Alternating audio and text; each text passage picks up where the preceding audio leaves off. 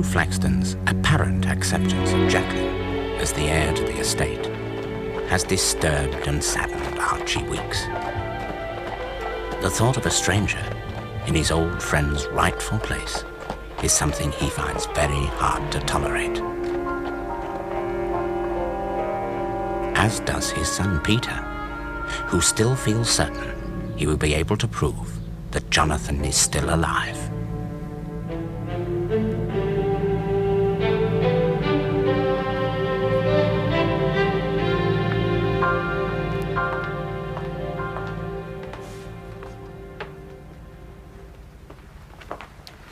It would seem that the local vicar, Mr. Pirrett, has inadvertently stirred up something of a bee's nest.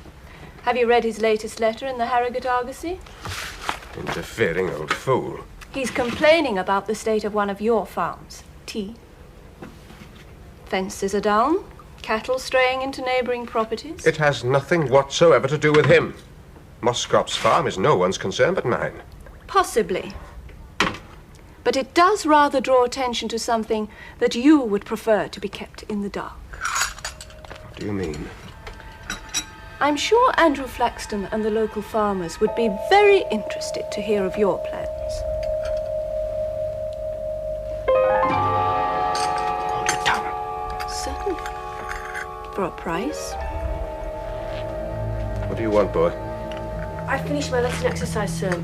Miss Marden said that when... Give it to me. May I go out now, sir? Miss Marden said that when... Go where, David? Where do you get to every day? Nowhere. Just walking. Alone? May I go, sir? Yes, of course. I don't know why you bother with that child. I have my reasons. He's in cahoots with the Weeks boy. Or didn't you know? No. And in that case, it's your responsibility as governess to see that that little association is stopped. At this moment, nothing must interfere with my plans for Flaxton Hall. Why are you so anxious to buy? Flaxton land marches with mine. I could make good use of it. Better grazing for the sheep. Sheep. With the new American tax ruining the wool trade. There isn't a mill working between here and Wharfdale. It won't always be so. Oh, come. You've no love of the land for its own sake. You never have. It's what lies beneath it you're greedy for.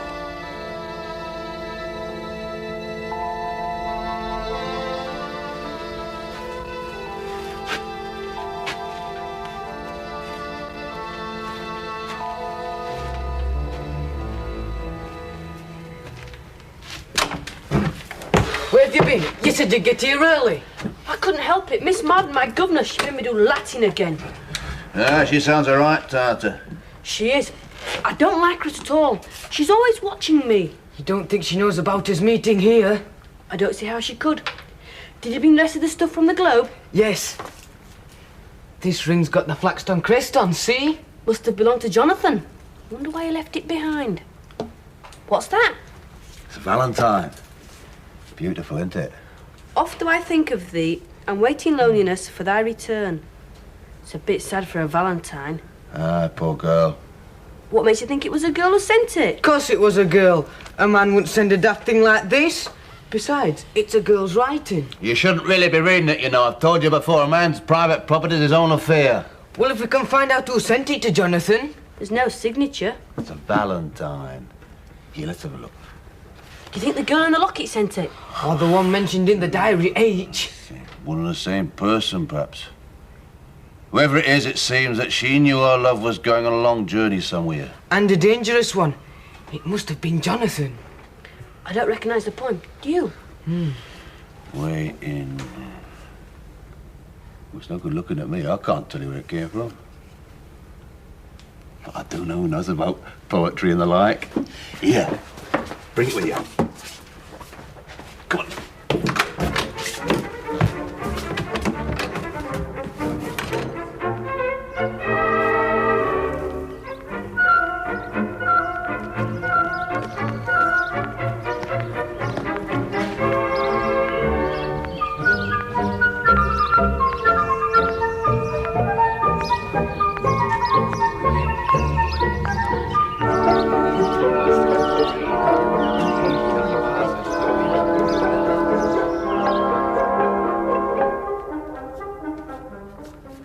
We thought you might be able to help us, sir. Oh, yes. Well, come in. I can't see a thing without my glasses. Oh, dear. I said to the lads, if there's one person who can help us, it's a Reverend Pirret. There's not much he don't know about poetry and the like. Yes, that's all very well, but what about my moles? Well, you know what happened last time I caught them, they wouldn't let me do away with them. Ah, yes, they did look so delightfully clerical. Now, glasses, spectacles. I had them at Prime. I know I had them at Prime. And I distinctly remember wearing them when I returned to my study, and my housekeeper came to me with some very urgent message. What was it? Oh, dear. Circumvenerunt me sicut apes. Bees, sir. Ah, a Latin scholar. Yes. School Latin. Yes. Well, you know, they're swarming. My best hive. They'll have to be smoked. Excuse me, sir. Yes. Oh, thank you, my boy. Oh, yes. Well, now let's have a look at this literary masterpiece of yours. Here it is, sir. Oh, a Valentine. Hail to thee, thou Bishop Valentine, thou venerable arch-flamen of Hymen, as dear Charles Lamb would have. It's the verse on the back, sir. Verse on the Can you back? identify it for us? Well, it's not quite my line of country, doggerel, but, however, oft do I think of thee, and wait in loneliness for thy return. Oh, it's quite a pretty sentiment, and the card, charming. Yeah. Faintest smell of lemon balm. It causeth the heart and mind to grow merry. Culpepper, I think. Do you know the verse, then, sir? Give me time, Barnaby, give me time. Oft do I think of thee, and oft do I think of thee, and wait.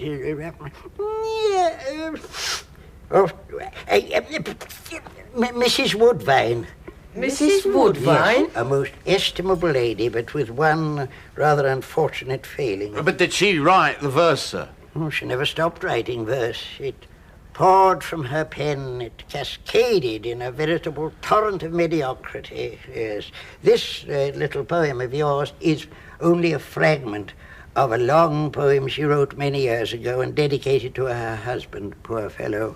And if my housekeeper has not been too active among my books, I think possibly I might be able to... yes, here we are. Now, just 1 minute.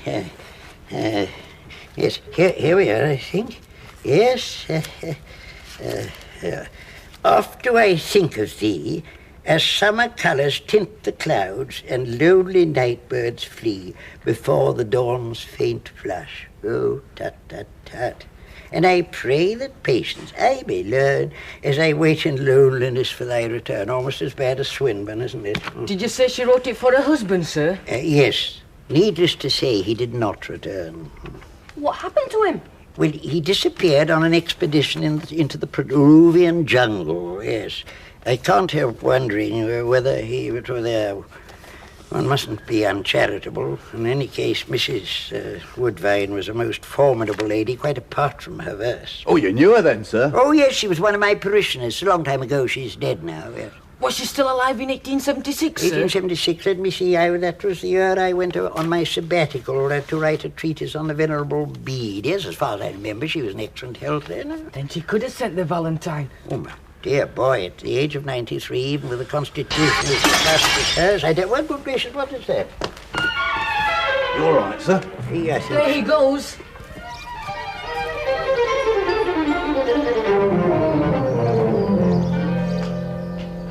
That'll be Moscrop again. No doubt. He's here in a right temper after he read your letter in the Attic Argosy. Oh, wait till he sees the one I'm on now. You should take care, you know, sir. The farmers around here are right touchy lot and no mistake. Farmers? Moscrop, he's not worthy of the name. I have the very highest regard for the real farmers of this district. They are, in the main, most able fellows with a true love of the land that they work. But Moscrop is not worthy to be numbered amongst them. It's a fact. He's a poor sort of jobber and no mistake. Most of his neighbours be pleased to be shot of him. But I don't think writing letters to newspapers is the answer. You see, the land really belongs to Sir Tarquin. What am I to do? I've tried speaking to the man, and I've been up to Stilgo Hall, and Sir Tarquin refused to see me. I think we've cleared up most of the glass, sir. Oh, thank you, my boy. There's no great harm done. Except for a broken window. Oh, well, I'll soon mend that. It'll need a new pane. Crikey! What's the matter? It's father!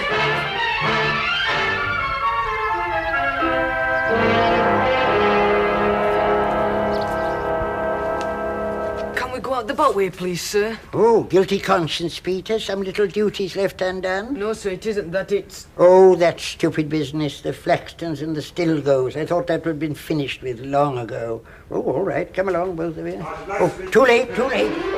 Quick now, don't move.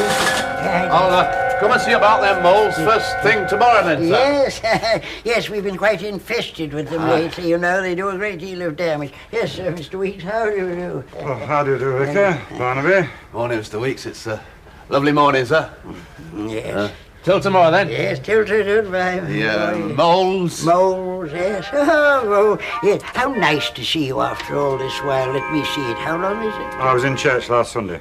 Yeah, oh, yes, well, sit down. Would you seat chairs somewhere, I think. Now, Vicar. Yes. I received your letter. Mm-hmm.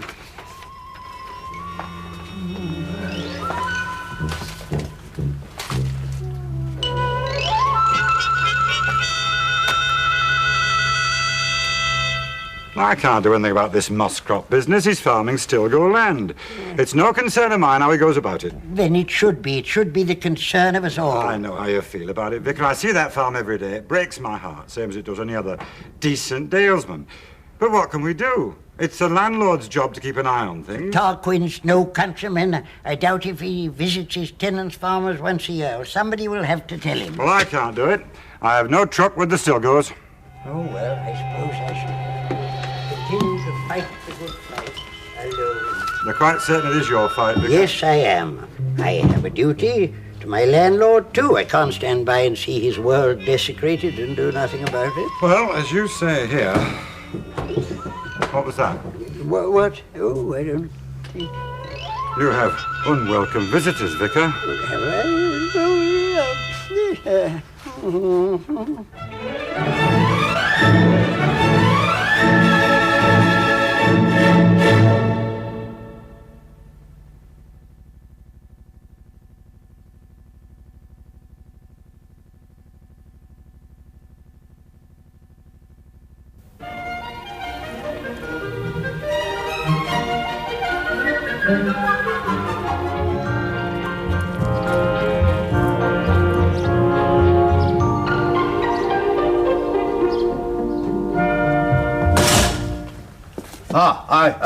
I think I can get hold of a piece of glass the right size, sir. Oh, good, yeah, till tomorrow. Moles and glass. Glass.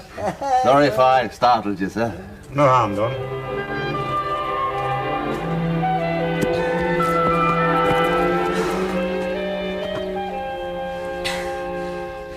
Do you think my father will believe Barnaby was mending the windows? Why not? Mr. Pirrett won't give us away. No, he's a good sort. He's right about the farm, though. It is desecrated. Eh? Everything's dying. Oh. My father says Moscrop has starved the land for years. Taken everything out and put nothing back. And the rot is infecting the neighbouring farms. And the farmers don't like it. How did you find out? Did you really think you could entertain one of the biggest coal masters in Leeds and not be found out? That in itself means nothing. Let's say, then, that I made it my business to find out. I was intrigued. and just a little suspicious. May I ask why? I couldn't reconcile myself to two facts. Firstly, that you should want me here only as governess to your ward. And secondly, that you, of all people, should have a ward.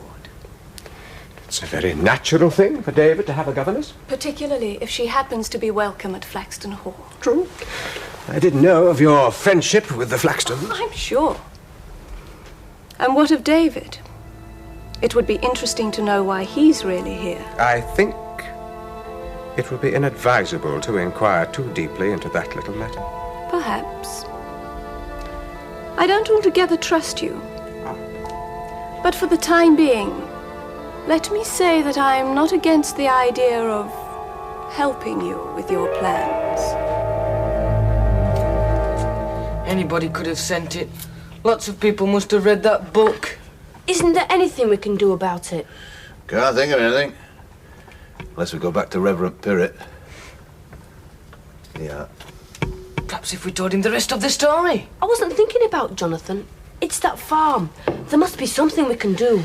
The only one can do anything about old Muscrop is his landlord, Sir Tarquin. And Sir Tarquin ought to have turned him out years ago. I don't think he cares as long as he gets his rent every quarter. He's not interested in the land at all. Then he's no right to own it. My father says no man should. Who doesn't keep it in good heart. If you don't throw the men out neck and crop, then by heaven I will. I'll organise every farmer for miles around. You forget yourself, Mr. Weeks. Muscrop is my tenant. It is for me to decide whether he goes or stays. Have you seen what he's done to your land? Arid as dust, starved. There's not a blade of grass for the cattle. There's not a hedge or a tree left unbroken to give them shelter from the weather. I would never have taken you for a sentimentalist, Mr. Weeks. Sentimentalist? Aye, maybe. But answer me this. What value is there in land starved of its life's blood? Of cattle racked with disease? Muscrop pays his rent. Does he? Then he earns it other ways than farming. You once ordered me off Flaxton land, and now it is my turn. Get out. That's your last word, then. Muscrop stays. He does. I'll have you jailed for trespass if you come to me again snivelling about one of my farmers. Farmers? Huh. Mr. Weeks, I'm sure we could... Good day, Miss Marden.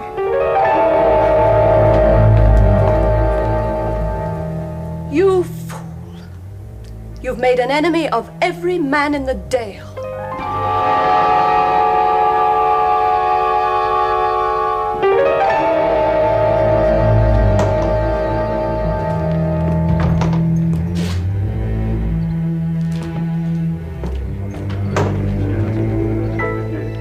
Weeks, who are those men? They're neighbours. And what are they doing out there? Nothing that need concern you. Now, excuse me. Weeks, I do have a right to know what's going on in the estate, you know. Not yet. Not quite yet. Mr. Weeks, Mr. Weeks, it's true then. Mr. Pirrit, you shouldn't have come here. What are you going to do? There'll be no question of violence. Not if I can help it. Oh dear, this is most distressing, I know. Muscrop's a rogue and a bad farmer and deserves everything he gets. But there's Mrs. Muscrop and the children. They'll not be harmed. There'll be no question of eviction. We should need the law for that. Now, come along, Mr. Oh Pirrit. yes, but it's really all very distressing.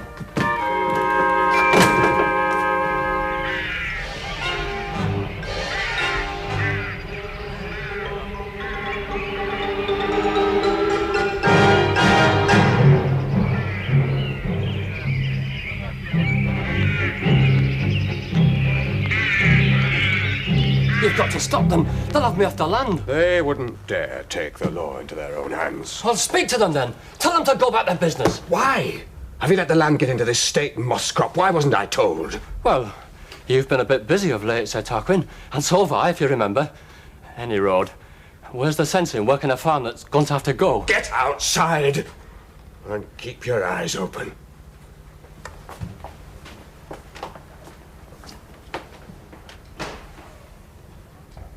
The man's an indolent cretin. You'll have to do as they ask. You'll have to get rid of him. And give Weeks the satisfaction of besting me, never.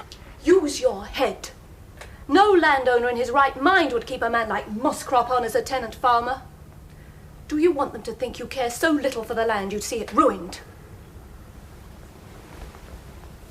They'll want to know why. I can't turn the man out. He knows too much already. I thought as much. Then find him something else. There are plenty of empty cottages on the estate. Give him some money to live. Anything. It's only for a short time.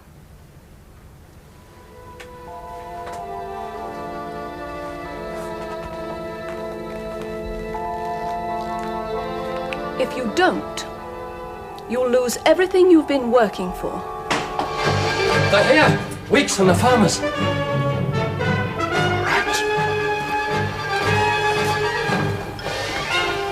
have to talk to us sooner or later, Sir Tarquin. Might as well be now.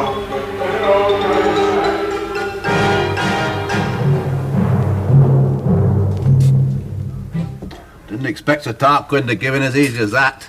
Not without a fight. My father made him do it. What's going to happen to Mosscrop's farm? Oh, the healthy cattle and the rest of the stock is being divided up amongst the other tenant farmers, and the land is being allowed to lie fallow for a year, just to allow it to breathe, give it breathing. It'll take longer than a year. What? Oh, yes, and Mr. Mossop and his family are being given a cottage on the estate and a sum of money to compensate for their loss of tenancy. Very generous, I thought, of Sir Tarquin. More than all Muscrop deserve, that's certain. We may have misjudged Sir Tarquin, yes. Oh, yes. Oh, there it is again. What's it? That scent, the lemon balm. Yes, it's second time today. Most extraordinary. Very The much lad went strong. out picking some today for you, sir. Oh. Here you are, sir. Oh, yes, lemon balm. So, yes, very fragrant, yes. It's always been a favourite of mine. My poor wife used to, but of course not many ladies use it now as a perfume. Oh, dear. You said the Valentine smelt of it, sir. Yes, it did, very faintly, but quite detectable to a sensitive nose. Have you ever known of any other lady to use it, apart from your wife, that is? Yes, there was Mrs. Woodvine. Well, Mrs. Woodvine was an old lady when that Valentine was sent, so we can rule out Mrs. Woodvine. Yes, and a little Helen, of course. Helen?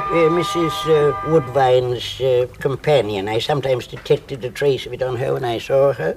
Yes, now she might have sent your Valentine. She was a great favourite with the young men. Yes, a pretty little thing, Helen. Helen, the initial H. What happened to her, sir? Where is she now? Oh, I've no idea, my dear boy. Yes, she left the village suddenly while I was away on my sabbatical, and I... well, I must be getting off now, because otherwise I shall be late for company. We'll walk along with you, sir. Oh, would you? That would be very nice, would you? Oh, yes. Oh, let's be. It now appears there may be a connection between Mrs. Woodvine's companion Helen and Jonathan. Could she be the mysterious H of the diary, the girl who sent the Valentine? If she is, then perhaps the boys are close to finding the missing heir to Flaxton Hall.